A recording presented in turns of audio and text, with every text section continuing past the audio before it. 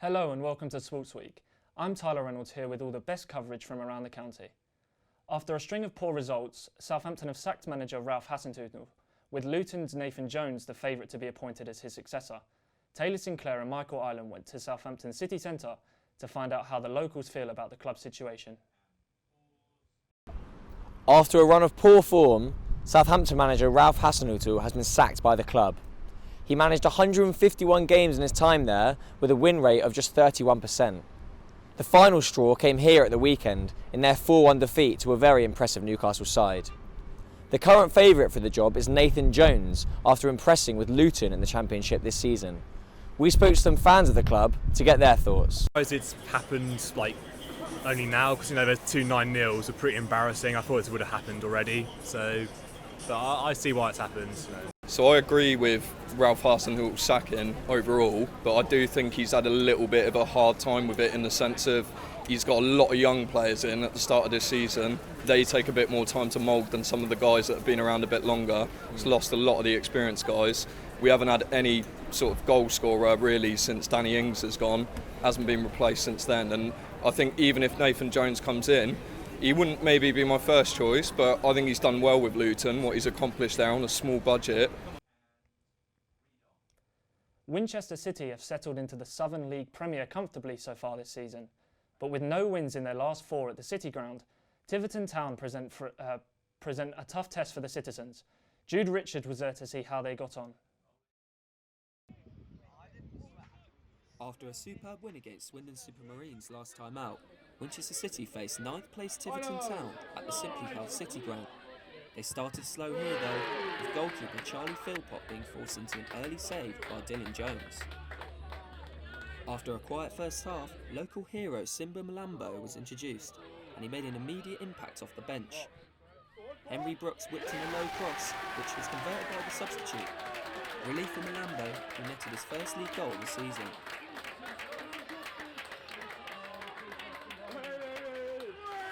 The citizens couldn't hold on, however, as Tiverton Town completed a magnificent 4-minute comeback.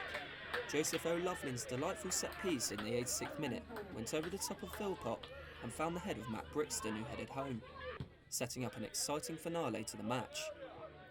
In the final minute of the game, Winchester were cruelly undone, with Leighton Thomas scoring after a long ball into the box to send the away dugout into raptures.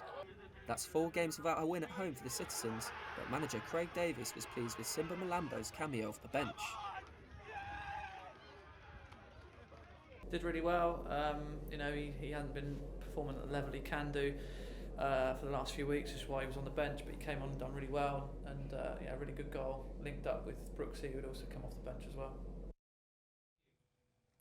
Basingstoke Town have enjoyed a solid start to this year's campaign, but at home their form has been less than desirable, winning just 2 of their last 7 clashes at the Winkleberry. Patch Hill went down on Saturday to see if they could claim a big 3 points against the struggling Sutton Common Rovers.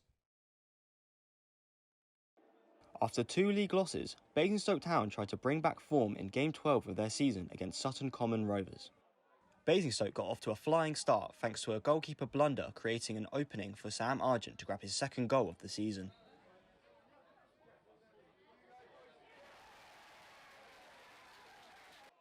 Argent almost grabbed another just minutes after, but the keeper refused to make another mistake. Sutton came back, however, with the attempt of a stunning bicycle kick and the help of a deflection.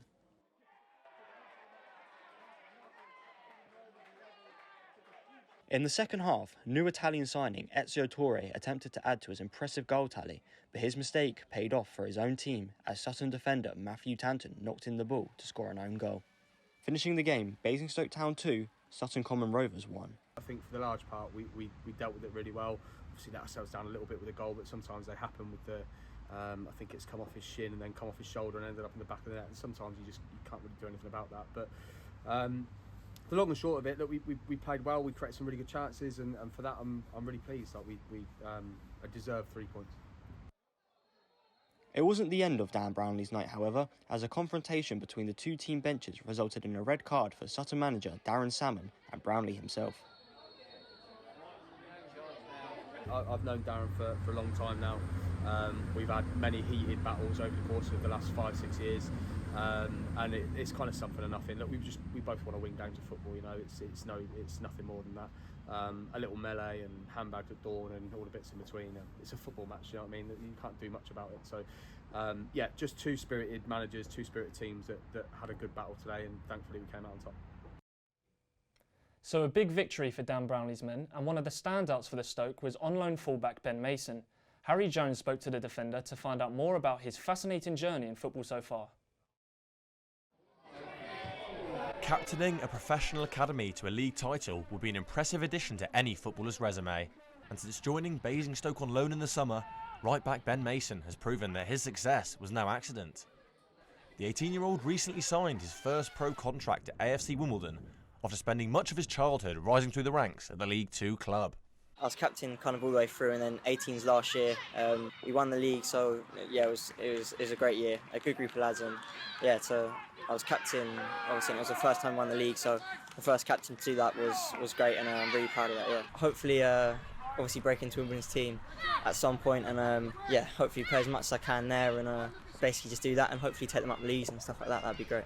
The defender is getting his first taste of men's football on his 6-month loan to Basingstoke, and made his 12th appearance for the club on Saturday against Sutton Common Rovers.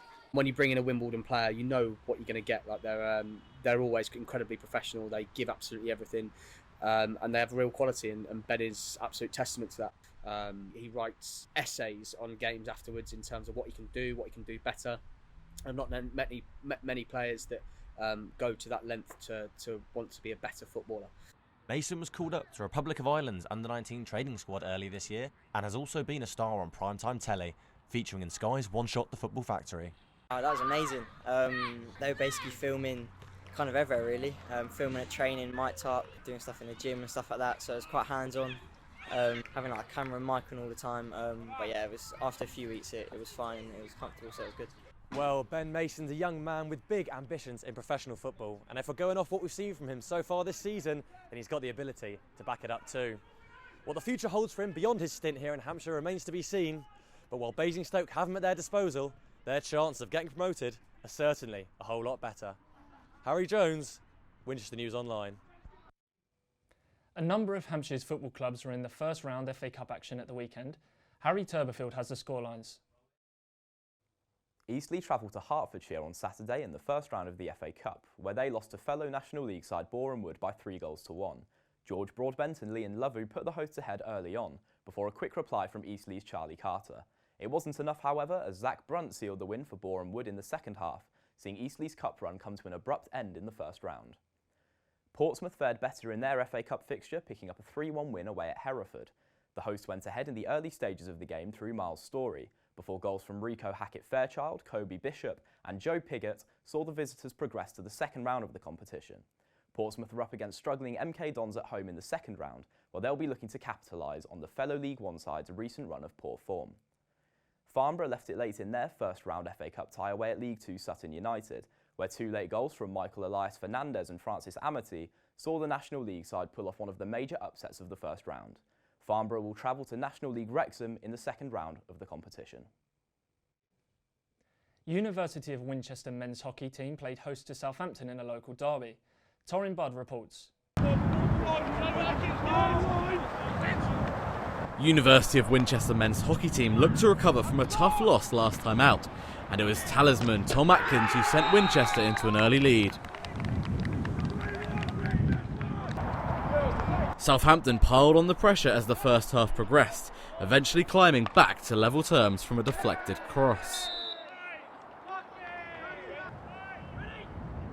Early into the second half, Winchester lost Ali English to injury as the midfielder took a blow to the knee and was applauded off the pitch by home fans and players from both sides.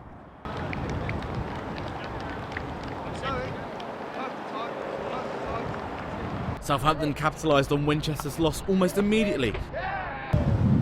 A short corner gave Chris Townend the opportunity to tie the game up once again, and he didn't disappoint. With points set to be shared, Southampton pulled out a late winner from a short corner. A couple of losses in the last 3 weeks. Has only been a goal in it every time. The margin is not big. We are a contender in this league and we will make an impact once we start facing other teams. It's just a matter of time for us. As a team, we win together, we lose together, and I mean, today the odds were very much against us. You know, with the injury and the lack of subs, and we have injuries throughout the team. So I don't think it's necessarily a tactical change. I think it's more just misfortune. Lauren Budd, Winchester News Online.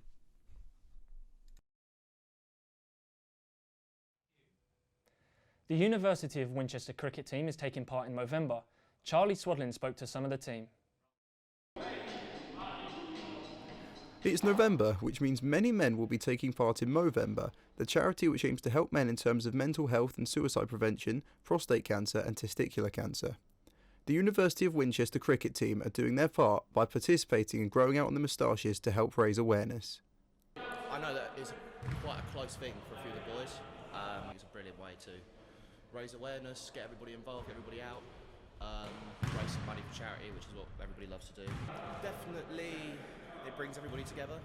It raises awareness for an issue which isn't really taken that seriously in society at the moment. But it might just be less out there as men maybe don't talk about it as much. There's maybe a stigma about it. So, but I think it's getting a lot better in the light that's been shown on it. So there are quite a few members of the team who've actually been experiencing mental health issues. I know personally I have in the past, but there's also members of the team whose friends and family who have been involved with this. There's been all sorts that have done it, and Movember is an excellent cause to actually help this and combat it. And the money that can be raised through it, the amount of things you can do for it is brilliant. Everyone will be up for donating everything. I will be revisiting at the end of the month to see how well the team have grown their moustaches and how much money was raised. Charlie Swadling, Winchester News Online. Shifting gears now into motorsports as rallying returned to the woodlands outside Aldershot. Torrin Budd was there. Exhilarating off-road racing returned to Aldershot this weekend as the crews of the Rushmore Targa Rally descended on the former British Rally Championship stage. See that everyone's using low-cost cars. They're either daily drivers or old cars. They're all running on road-going tyres, so there's nothing specialist. It's broadly standard. I've got a sump guard just to protect the underside. And that's about it. It's a road car, it gets used to go to work, so it's a multi-purpose tool. I've done lots of events in it. Yes, it's a great little car. I've been rallying since I was about 20, so that's coming up to 50 years. I've had the Peugeot for 20 years, and I've probably done a good couple of hundred. We're here at the start of the test, and the red Micra, the number 24 car, is just about to go on the dot of the minute, and there we go.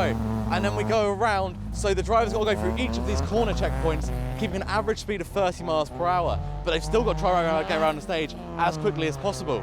The test then finishes over here behind us after an array of cones around the complex of Rushmore Arena, and then they head from here back to scrutineering to make sure everything is as it should be on the car.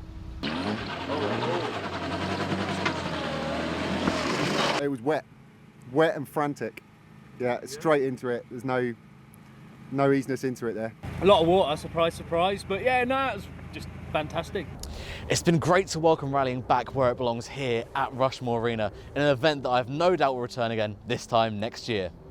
Torrin Budd, Winchester News Online. That's all we have time for this week. Thanks for watching. See you next time.